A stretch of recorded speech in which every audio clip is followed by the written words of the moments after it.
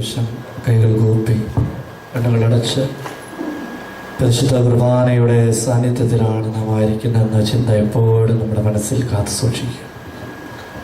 കുർബാനയുടെ സാന്നിധ്യത്തിൽ നിന്നുകൊണ്ടാണ് നാം നമ്മുടെ കുടുംബ ജീവിതത്തെക്കുറിച്ചൊന്ന് ചിന്തിക്കാൻ പോകുന്നത്. കുർബാനയുടെ സാന്നിധ്യത്തിൽ നിന്നുകൊണ്ട് നാം ആയിരിക്കുന്ന ഇടത്തിൻ്റെ പരിശുദ്ധിയെക്കുറിച്ച് നാം ചിന്തിക്കാൻ പോവുകയാണ്. ദൈവമേ, മോശയോട് നീ അരുളി ചെയ്തു, മോശേ, നീ നിൽക്കുന്ന സ്ഥലം പരിശുദ്ധമാണ്. ഞാനായിരിക്കുന്ന സ്ഥലത്തിൻ്റെ വിശുദ്ധി,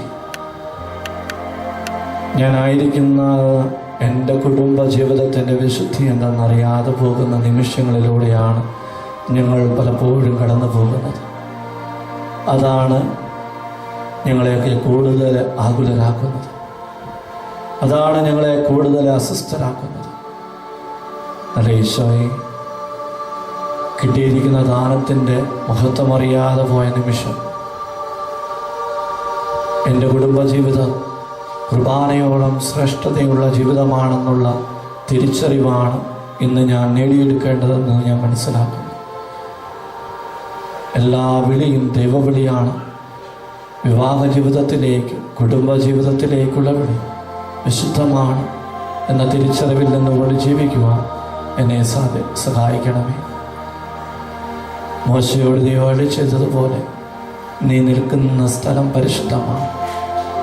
ഞാൻ നിൽക്കുന്ന എൻ്റെ കുടുംബജീവിതം വിശുദ്ധമാണ്.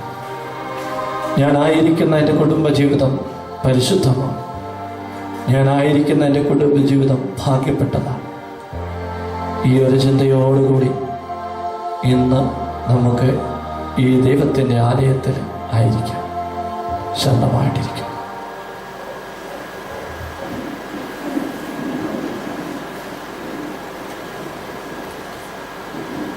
ഈശോ മിശിഹായിക്ക് സ്തുതിയായിരിക്കട്ടെ. ഒരുപാട് പേരെ പ്രകാശിപ്പിച്ച ഒരു സങ്കീർത്തനമുണ്ട്. ഒരുപാട് പേരെ അവരുടെ ജീവിതത്തെയൊക്കെ ഒന്ന് പ്രകാശിപ്പിച്ച് അവരുടെ ജീവിതത്തിലൊക്കെ ഇത്തിരി വെട്ടം നൽകിയ ഒരു സങ്കീർത്തനമുണ്ട്. സങ്കീർത്തനം 23. കർത്താവ് എൻ്റെ ഇടയൻ, എനിക്ക് ഒന്നിനും കുറവുണ്ടാവുകയില്ല. അവൻ നയിക്കുകയാണ്, വിശാലമായ ഭൂമിയിലേക്ക് നയിക്കുന്നു. ഒരുപാട് പേർക്ക് ആശ്വാസത്തിൻ്റെ, സമാധാനത്തിൻ്റെ പച്ചയായ അനുഭവം പകർന്നു നൽകിയ ഒരു സങ്കീർത്തനം. ഈ സങ്കീർത്തനമൊക്കെ വായിക്കുമ്പോൾ ആശ്വാസം തോന്നാത്തവർ അധികമൊന്നുമില്ല. എല്ലാവർക്കും ആശ്വാസം തോന്നുന്നുണ്ട്. കാരണം ഇത് ദൈവം ഇടയനാകുന്ന നിമിഷത്തിൻ്റെ സങ്കീർത്തനമാണ്. സ്നേഹമുള്ളവരെ, ഇന്ന് നാം ചിന്തിക്കുന്നത് നമ്മുടെയൊക്കെ കുടുംബത്തെക്കുറിച്ചാണ്. ഏറ്റവും കൂടുതൽ ആകുലപ്പെടുന്ന ഒരു കാര്യത്തെക്കുറിച്ച് കൂടുതൽ ഗൗരവമായിട്ട് ചിന്തിക്കേണ്ടതിൻ്റെ ആവശ്യം നമുക്കുണ്ട്. നാമൊക്കെ ചിന്തിക്കുന്നത്, നമ്മൾ ഏറ്റവും കൂടുതൽ അസ്വസ്ഥരാകുന്നത് നമ്മുടെ കുടുംബജീവിതത്തെക്കുറിച്ച് തന്നെയാണ്. അതില്ല, ഇതില്ല, അതിനെക്കുറിച്ച് ആകുലത. രണ്ടാം നില കെട്ടിക്കഴിഞ്ഞാൽ ആ രണ്ടാമത്തെ നില താഴെ വീഴുമോ എന്നുള്ള ആകുലത, അല്ലെങ്കിൽ രണ്ടാമത്തെ നില എങ്ങനെ കെട്ടുമെന്ന ആകുലത, അല്ലെങ്കിൽ തെങ്ങ് നിങ്ങളുടെ വീടിൻ്റെ മുകളിലോട്ട് വീഴുമോ എന്നുള്ള ആകുലത, മക്കൾ പഠിക്കുമോ എന്നുള്ള ആകുലത, പഠിച്ചാൽ ജോലി കിട്ടുമോ എന്നുള്ള ആകുലത, ജോലിക്ക് പോയി കഴിഞ്ഞാൽ ജോലി കിട്ടുമോ എന്നുള്ള ആകുലത, വണ്ടി ഓടിച്ചു കഴിഞ്ഞാൽ ആക്സിഡൻറ്റ് ഉണ്ടാകുമോ എന്ന ആകുലത, വണ്ടിയുടെ ടയർ പഞ്ചറാകുമോ എന്നുള്ള ആകുലത. ഇങ്ങനെ ആകുലതകൾ കൊണ്ട് ആകാശക്കോട്ടകൾ കെട്ടുകയാണ് മനുഷ്യൻ. കുടുംബം ആകുലതയുടെ വേദിയാകരുത്. കുടുംബം ആത്മീയതയുടെ വേദിയാകണം. കുടുംബം ആകുലതയുടെ വേദിയാകരുത്, മറിച്ച് കുടുംബം ആത്മീയതയുടെ വേദിയാകണം. എന്താണ് കുടുംബം? കുടുംബത്തെക്കുറിച്ചുള്ള നിർവചനങ്ങളൊക്കെ ഒരുപാട് നമ്മൾ കേട്ടിട്ടുണ്ട്. ഞാൻ പറയുന്നത് ഇപ്രകാരം: ഒരുപാട് കുറവുകളുള്ള ഇടമാണ് കുടുംബം. ഒരുപാട് കുറവുകളുള്ള ഇടമാണ് കുടുംബം എന്ന് പറയുമ്പോൾ തന്നെ നമുക്ക് സമാധാനമായി. കാരണം ഇനി കുറവുകളിൽ നിന്ന് ചിന്തിക്കാം. ഒരുപാട് നന്മകളും നിറവുകളുമുള്ള കുടുംബം എന്ന് പറഞ്ഞുകൊണ്ടാണ് കുടുംബജീവിതത്തിലേക്ക് നമ്മളൊക്കെ പ്രവേശിച്ചത്. ദേവാലയത്തിന്റെ തിരുനടയിൽ ഇരു കൈകളും ചേർത്ത് പിടിച്ചുകൊണ്ട് ഇന്നു മുതൽ മരണം വരെ സന്തോഷത്തിലും ദുഃഖത്തിലും ആരോഗ്യത്തിലും അനാരോഗ്യത്തിലും എല്ലാ ജീവിതാവസ്ഥയിലുമൊക്കെ ജീവിച്ചു കൊള്ളാമെന്ന് പ്രതിജ്ഞ ചെയ്തുകൊണ്ട് കടന്നു പോവുകയാണ്. എല്ലാം നിറവാണെന്ന് ചിന്തിച്ചുകൊണ്ടാണ് കുടുംബത്തിലേക്ക് പ്രവേശിക്കുക. കയറിയ നിമിഷം തൊട്ട് കുറവിൻ്റെ കാഴ്ചപ്പാടുകൾ മാത്രമാണ്. അതുകൊണ്ടാണ് പറഞ്ഞത് കുടുംബം കുറവുകളുള്ള ഇടമാണ്. കുറവുകൾ എന്ന് പറയുന്നത് വളരെ ശ്രദ്ധയോടുകൂടി കേൾക്കേണ്ട ഒരു കാര്യമാണ്. കുറവ് എന്ന് പറയുന്നത് അതിൽ എന്തൊക്കെയോ നഷ്ടപ്പെട്ടിട്ടുണ്ട്. കുറവെന്ന് പറയുന്നത് പലതും നഷ്ടങ്ങളുള്ള സ്ഥലമാണ്. ഇനി നഷ്ടങ്ങളിൽ നിന്നും നേട്ടങ്ങളിലേക്കും കുറവിൽ നിന്നും നിറവിലേക്കുമൊക്കെ സഞ്ചരിക്കേണ്ട സ്ഥലമാണ് കുടുംബം. കാരണം കുടുംബത്തിൽ ജീവിക്കുമ്പോൾ കുടുംബത്തിൻ്റെതായിട്ടുള്ള ബുദ്ധിമുട്ടുകളും പ്രയാസങ്ങളിലൂടെയും കടന്നു പോകുമ്പോഴും അതിൽ നിന്നും ഉയരങ്ങളിലേക്ക് കടന്നു ചെന്ന് ചിന്തിക്കണമെന്ന് നമ്മെ ബോധ്യപ്പെടുത്തുന്ന ഇടമാണ് കുടുംബം. പക്ഷെ നമുക്ക് ഈ ബോധ്യങ്ങളും ഈ ഉയർന്ന കാഴ്ചപ്പാടും ഇല്ലാത്തത് കൊണ്ടാണ് നമ്മൾ കുറവിൻ്റെ ഇട്ടാവട്ടത്ത് കിടന്ന് അകുലപ്പെടുന്നത്. കുറവിൻ്റെ ഇട്ടാവട്ടത്ത് കിടന്ന് അകുലപ്പെടുകയാണ്. അതില്ല ഇതില്ല എന്ന് പറഞ്ഞുകൊണ്ട്. ഇനി കുറവിൽ നിന്ന് ഒരുപടി ഉയർത്തി ചിന്തിക്കുക. ഇങ്ങനെ ചിന്തിക്കാനുള്ള ബലം നൽകുന്ന കൂദാശയാണ് കുർബാന.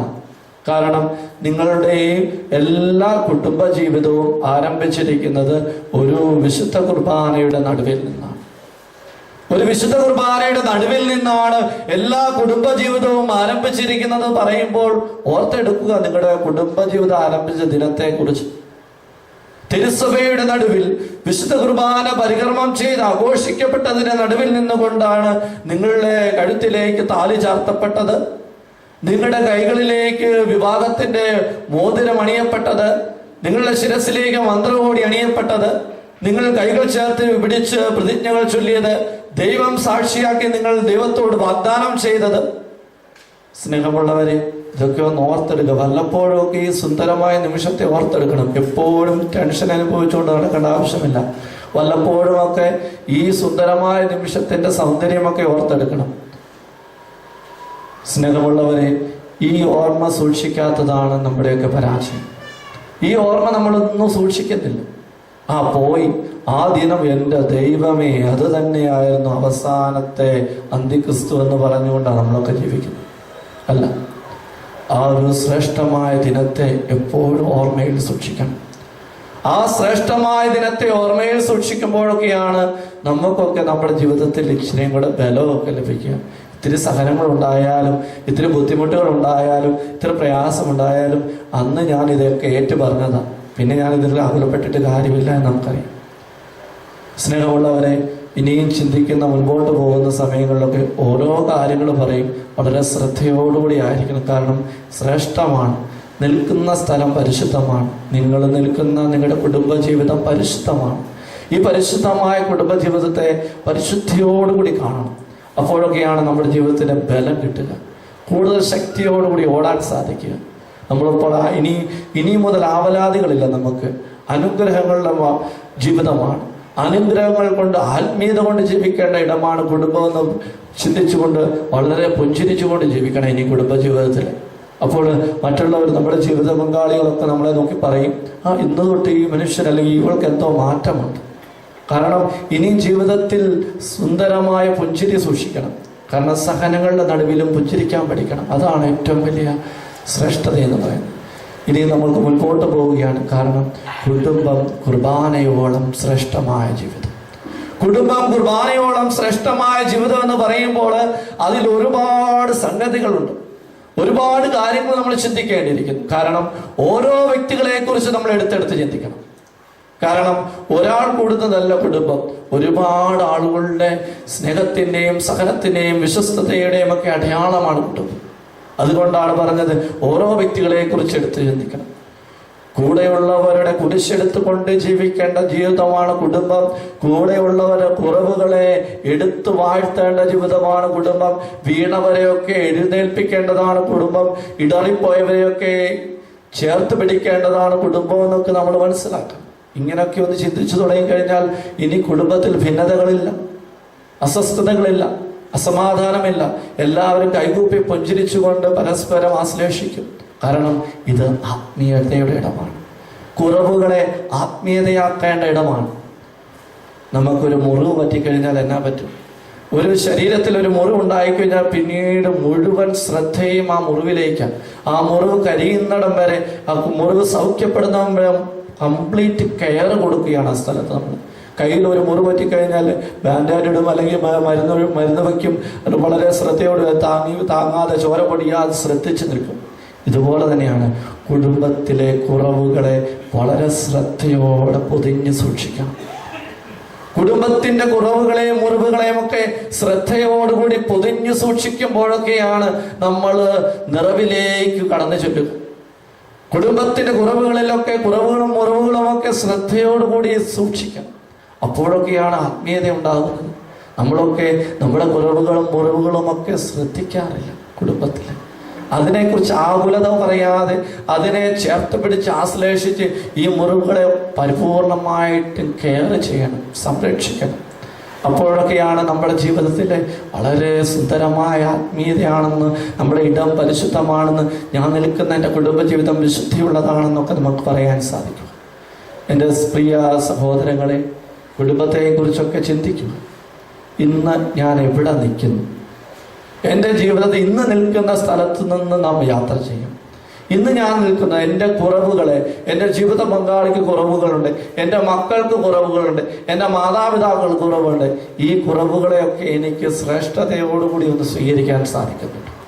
ഈ കുറവുകളെയൊക്കെ എനിക്ക് ശ്രേഷ്ഠതയോടുകൂടി സ്വീകരിക്കുവാൻ സാധിക്കുന്നുണ്ടെങ്കിൽ അവിടെ അനുഗ്രഹം ഉണ്ടാകും. കർത്താവ് കുറവുകളെ സ്നേഹിച്ചവനാണ്. കർത്താവ് കുറവുകളെ സ്നേഹിച്ചവനാണ്. അവൻ ചിതറിപ്പോയവരെ സ്നേഹിച്ചവനാണ്. അവൻ ഹൃദയം നുറുങ്ങിയവരെ സ്നേഹിച്ചവനാണ്. അവൻ തുടങ്ങിയത് ചിതറിപ്പോയവരുടെ ഇടയിൽ നിന്നാണ്. അവൻ തുടങ്ങിയത് ഹൃദയം നുറുങ്ങിയവരുടെ ഇടയിൽ നിന്നാണ്. അവൻ തുടങ്ങി വെച്ചത് മുറിവേറ്റവരുടെ ഇടയിൽ നിന്നാണ്.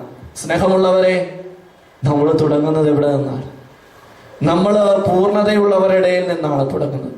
ഞാനും എൻ്റെ ദൈവവും തമ്മിലുള്ള വ്യത്യാസം ഇവിടെയാണ്. എൻ്റെ ദൈവം ചിതറിപ്പോയവരുടെ ഇടയിൽ നിന്ന് തുടങ്ങുന്നു.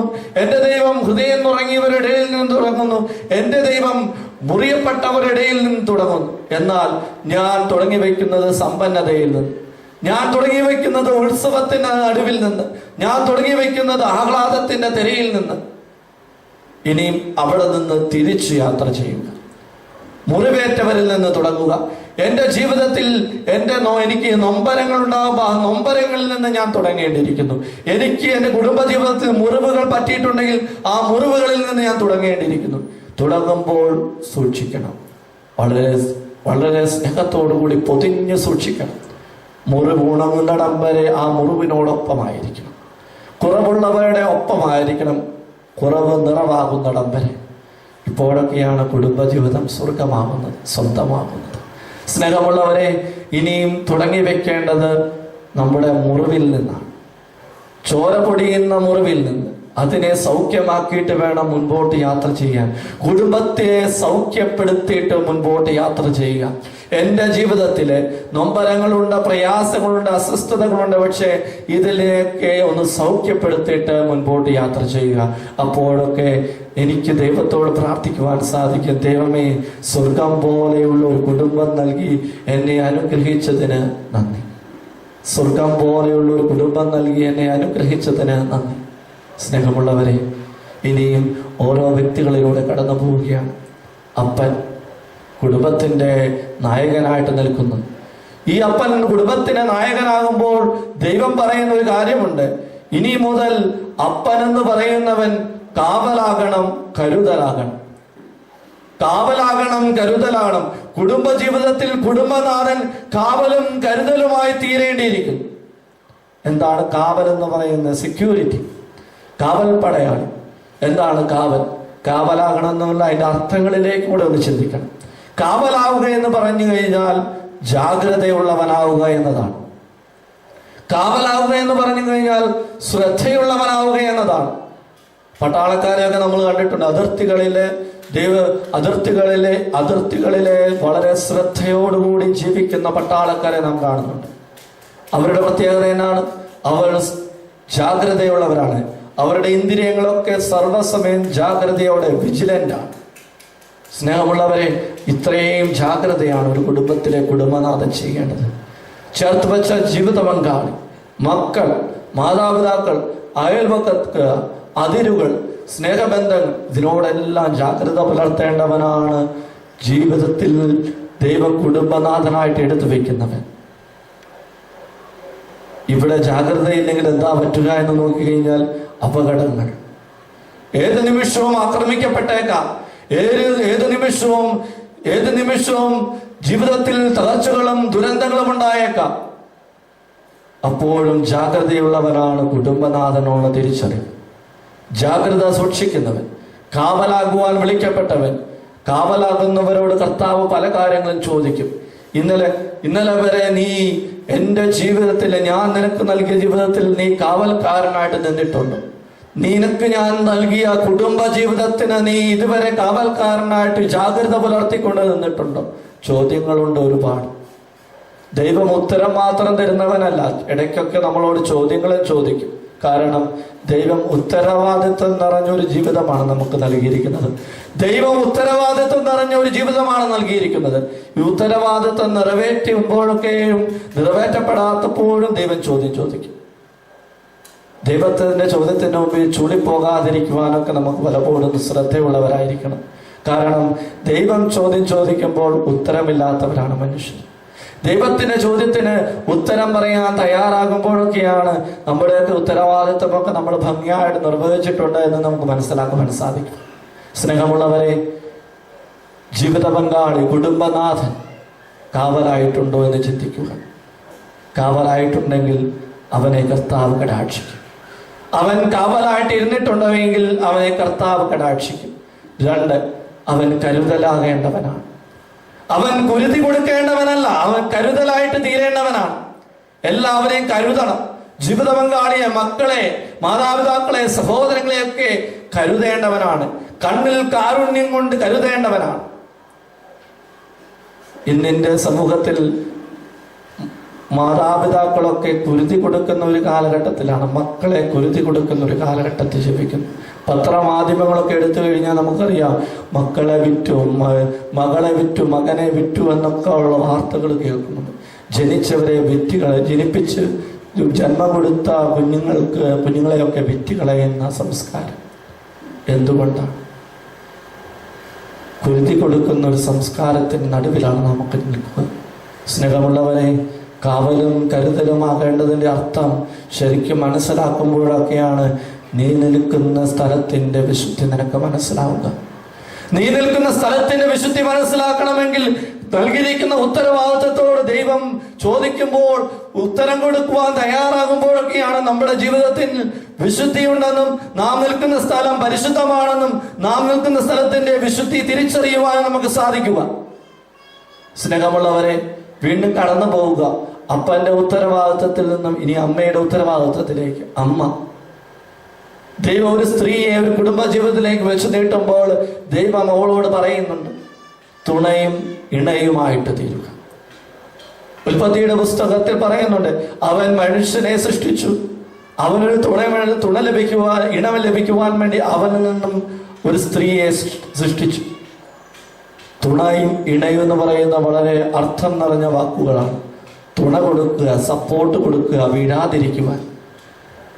ഇനിയും ആരെയും വീഴാതെയും വീഴ്ത്താതെയും ഇരിക്കുവാൻ പരസ്പരം തുണയാകേണ്ടവരാണ് നിങ്ങളെന്ന സങ്കല്പം നിങ്ങൾ മനസ്സിലാക്കണം.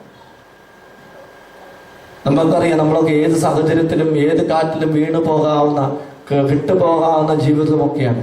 അതിനാണ് ദൈവം പരസ്പരം തുണ നൽകിയിരിക്കുന്നത്. ദൈവം പരസ്പരം തുണ നൽകിയിരിക്കുന്നത് അതിനു വേണ്ടിയാണ്. തുണയെന്ന് പറയുന്നത് വളരെ ശ്രേഷ്ഠമായ വാക്കാണ്. താങ്ങുക, എഴുന്നേൽപ്പിക്കുക, വീണവനെ ഒന്ന് എഴുന്നേൽപ്പിക്കുക, കാരുണ്യം കാണിക്കുക, അനുകമ്പ കാണിക്കുക, സ്നേഹത്തോടെ വറ്റുവിളമ്പുക. ഇതൊക്കെയാണ് തുണയുടെ അർത്ഥം. സ്നേഹമുള്ളവരെ, ഇന്ന് ഇതൊക്കെ നമ്മൾ ചെയ്യാറുണ്ടോ? ചോറ് വിളമ്പുമ്പോൾ ദേഷ്യത്തോടെ കുടഞ്ഞിടുകയാണ് കലത്തോട്. കറി വിളമ്പുമ്പോൾ മുഖത്ത് നോക്കാതെ കറി വിളമ്പുകയാണ്. എങ്ങനെ തൃപ്തി വരും? അധ്വാനിക്കുന്നവൻ അപ്പം കൊടുക്കുമ്പോൾ സംതൃപ്തിയോടെ കൊടുക്കുക. പുഞ്ചിരിച്ചുകൊണ്ട് ഇത്തിരി പറ്റു വിളമ്പിയാലും അത് സംതൃപ്തിയോട് കഴിച്ചിട്ട് എഴുന്നേറ്റ് പോകാൻ തോന്നണം. സ്നേഹമുള്ളവരെ, നമ്മുടെ ജീവിതത്തിൻ്റെ ഉത്തരവാദിത്തങ്ങൾ പലതാണ്. ആ ഉത്തരവാദിത്തങ്ങൾ നിറവേറ്റുമ്പോഴൊക്കെയാണ് നമ്മളൊക്കെ നിൽക്കുന്ന സ്ഥലം വിശുദ്ധമാണെന്ന് നമുക്ക് പറയുവാൻ സാധിക്കും. വീണ്ടും മക്കളിലേക്ക് പോകാം. മക്കൾ എന്ന് പറയുന്നത് ദൈവം നൽകിയിരിക്കുന്ന മാലാഖമാരാണ്. ദൈവം നൽകിയിരിക്കുന്ന മാലാഖ കുഞ്ഞുങ്ങളാണ് മക്കൾ എന്ന് പറയുന്നത്. ഇവരുടെ ഈ കാഴ്ചപ്പാടില്ലാത്തത് കൊണ്ടാണ് ഈ കുഞ്ഞുങ്ങൾ ശാപമാണെന്നും ഭാരമാണെന്നും ഒക്കെ തോന്നിക്കൊണ്ട് നമ്മൾ അകറ്റി നിർത്തുന്നത്. തിരിച്ചും സംഭവിക്കാം. നോക്കുക, എന്തുകൊണ്ടാണ് അർത്ഥങ്ങൾ, ഒറിജിനാലിറ്റി നഷ്ടപ്പെടുന്നു, അതിൻ്റെ ശ്രേഷ്ഠമായ അർത്ഥങ്ങൾ നഷ്ടപ്പെടുന്നു. അതുകൊണ്ടൊക്കെയാണ് കുടുംബത്തിൽ അസ്വസ്ഥതകൾ ഉണ്ടാകുന്നത്. കുടുംബത്തിലെ ഒറിജിനാലിറ്റി നഷ്ടപ്പെടുകയാണ്, ഡ്യൂപ്ലിക്കസി കടന്നു വരികയാണ്. കൃത്രിമമായ ജീവിതാവസ്ഥകളിലൂടെയൊക്കെയാണ് ഇപ്പം കുടുംബം കടന്നു പോകുന്നത്. ഒറിജിനാലിറ്റി വരുന്നില്ല. ഒറിജിനലായിട്ട് ജീവിക്കാൻ ആർക്കും സാധിക്കുന്നുമില്ല. എല്ലാവരും മുഖം മൂടി വെച്ച് നടക്കുകയാണ്. എല്ലാവരുടെയും വിചാരം സീരിയൽ പോലെ തന്നെയാണ് ജീവിതം. സീരിയലുകളെ സീരിയസ് ആയിട്ട് മാറ്റുകയാണ് ജീവിതത്തിൽ. മകന് വേണ്ടി കരഞ്ഞു പ്രാർത്ഥിക്കുവാനും ജീവിത പങ്കാളിക്ക് വേണ്ടി കരഞ്ഞു പ്രാർത്ഥിക്കുവാനും ഒക്കെ നേരമില്ല. സീരിയലുകളൊക്കെ തുടങ്ങിക്കഴിഞ്ഞാൽ തോരാത്ത കണ്ണുനീരാണ്. സ്നേഹമുള്ളവരെ, എവിടെയാണ് ഒറിജിനാലിറ്റി? എവിടെയാണ് ഒറിജിനാലിറ്റി? നമ്മുടെ യാഥാർത്ഥ്യങ്ങളോടൊപ്പം നിൽക്കാതെ കാണുന്നതിനെ കണ്ണടച്ച് വിശ്വസിക്കുന്ന ഒരു ജീവിതത്തിന്റെ നടുവിലാണ് നാമൊക്കെ ജീവിക്കുന്നത്. കഥ എഴുതുന്നവൻ കഥ എഴുതിക്കൊണ്ടേയിരിക്കുക, ആ കഥയ്ക്കനുസരിച്ച് കണ്ണുനീർ പൊഴിക്കുകയാണ് നമ്മളൊക്കെ. ജീവിത പങ്കാളിയോട് സ്നേഹത്തോട് സംസാരിക്കുവാൻ സാധിക്കുന്നില്ല. എന്നാൽ സീരിയലിന്റെ കഥകളൊക്കെ പറഞ്ഞുകൊണ്ട് വളരെ നെടുവീർപ്പെടുകയാണ്. അടുത്ത ലക്കം എങ്ങനെയായിട്ട് തീരും? തുണയാകേണ്ടവരെവിടെ? ഇണയാകേണ്ടവരെവിടെ? കരുതലും കാവലുമാകേണ്ടവരൊക്കെ എവിടെ? ചിന്തിക്കുക. നമുക്ക് ചിന്തിക്കാനുള്ള കാലഘട്ടമാണ് നോമ്പെന്ന് പറയുന്നത്. കുറെ കാര്യങ്ങൾ, കുറെ ആത്മീയമായ കാര്യങ്ങൾ പ്രസംഗിച്ചിട്ട് പോവുകയില്ല, മറിച്ച് ചിന്തിക്കേണ്ട കാലഘട്ടമാണ്. ചിന്തിക്കണം. ചിന്തിക്കുന്ന ലോകമാണിത്. ഈ ലോകം എന്ന് പറയുന്നത് ചിന്തിക്കുന്ന ലോകമാണ്. ചുമ്മാ കുറെ കാര്യങ്ങളൊക്കെ പറഞ്ഞു കടന്നുപോയിട്ട് കാര്യമില്ല, മറിച്ച് ചിന്തിക്കണം. ഇന്ന് എൻ്റെ ജീവിതത്തിൽ എന്തുകൊണ്ട് ഇങ്ങനെ സംഭവിച്ചു? എന്തുകൊണ്ട് ഇന്നുമേ ഞാൻ രോഗത്തിലും ബുദ്ധിമുട്ടിലും പ്രയാസങ്ങളിലൂടെയും കടന്നു പോകുന്നു? എന്തുകൊണ്ട് എൻ്റെ ജീവിതത്തിന്റെ സൗന്ദര്യം എനിക്കിന്നും കാണാൻ കഴിയാതെ പോകുന്നു? സ്നേഹമുള്ളവരെ, ചിന്തിക്കുക. മനുഷ്യൻ ചിന്തിക്കുന്ന മനുഷ്യനാണ്. പക്ഷെ ഈ ചിന്ത വിശ്വാസത്തോട് ചേർന്ന് ചിന്തിക്കുമ്പോഴൊക്കെയാണ് നമുക്ക് ആത്മീയ അനുഗ്രഹങ്ങൾ ലഭിക്കുക. വിശ്വാസത്തോട് ചേർന്ന് നിന്ന് ചിന്തിക്കുമ്പോഴൊക്കെയാണ് ദൈവം കടാക്ഷിക്കുക. അതുകൊണ്ട് സ്നേഹമുള്ളവരെ, ചിന്തിച്ചു തുടങ്ങണം. വെറുതെ ഒരു ധ്യാന കേന്ദ്രത്തിൽ ഒരു പ്രാർത്ഥനയിൽ വന്നിരുന്നിട്ട് കാര്യമില്ല, മറിച്ച് നമ്മളൊക്കെ നമ്മുടെ ജീവിതത്തെ കുറിച്ച് ആഴമായിട്ട് ചിന്തിക്കണം. ആഴമായിട്ട് ചിന്തിക്കണം. ഓളമായിട്ട് ഒഴുകിപ്പോകേണ്ടവരല്ല നമ്മൾ. ആഴമായിട്ട് ചിന്തിച്ച് അതിന്റെ അർത്ഥം കണ്ടെത്തേണ്ടവരാണ് നമ്മൾ. ഓളമായിട്ട് ഒഴുകിപ്പോകേണ്ടവരല്ല, മറിച്ച് ആഴത്തിൽ ചിന്തിച്ച് അതിന് അർത്ഥവും ശുദ്ധിയും വ്യാപ്തിയും കണ്ടെത്തേണ്ടവരാണ്. ഇങ്ങനെയൊക്കെ ചിന്തിച്ചു കഴിയുമ്പോൾ കുടുംബത്തിൽ എങ്ങനെയാണ് കൈകൂപ്പി പരസ്പരം സമാധാനം ആശംസിക്കാതിരിക്കാനാവുക? സ്നേഹമുള്ളവരെ, ഇങ്ങനെയൊക്കെ ഒന്ന് ചിന്തിച്ചു കഴിയുമ്പോൾ അറിയാതെ കൈകൂപ്പി പോകും നമ്മൾ പരസ്പരം. കാരണം അവനും അവളും വിശുദ്ധരാണ്, ഇനിയും ഞാനും വിശുദ്ധരാണ്. ഇനിയും വേറൊരു കാറ്റഗറിപ്പെടുന്നവരുണ്ട്, വൃദ്ധരായിട്ടുള്ളവർ, വാർദ്ധക്യത്തിലൂടെ കടന്നു പോകുന്നവർ. ഇവർക്കൊക്കെ ഇപ്പോഴൊക്കെ അതിർവരമ്പുകളുണ്ട്, വേദി കെട്ടിത്തിരിക്കുകയാണ് ഇപ്പം. അവർക്ക് നമ്മൾ കൊടുക്കുക ഒരു ടൈറ്റില്, അവര് ജീവിക്കുന്ന തിരുശേഷിപ്പുകളാണ്. ജീവിക്കുന്ന തിരുശേഷിപ്പുകളാണ്. നമ്മളൊക്കെ വിശുദ്ധര തിരുശേഷിപ്പുകളൊക്കെ വണങ്ങുന്നുണ്ട്. വിശുദ്ധര തിരുശേഷിപ്പുകളൊക്കെ വണങ്ങുമ്പോൾ നമ്മൾ പറയുന്നുണ്ട് അവര് ജീവിച്ചിരുന്നു. ആ തിരുശേഷിപ്പുകളെയൊക്കെ തൊട്ടുമുത്തുകയൊക്കെ ചെയ്യുന്നുണ്ട്. ഇനി നാം തൊട്ടുമുത്തേണ്ടത് നമ്മുടെ പ്രായം ചെന്ന മാതാപിതാക്കളെയാണ്. കാരണം എന്തുമാത്രം അനുഭവങ്ങളിലൂടെയാണ് അവർ കടന്നുപോയത്.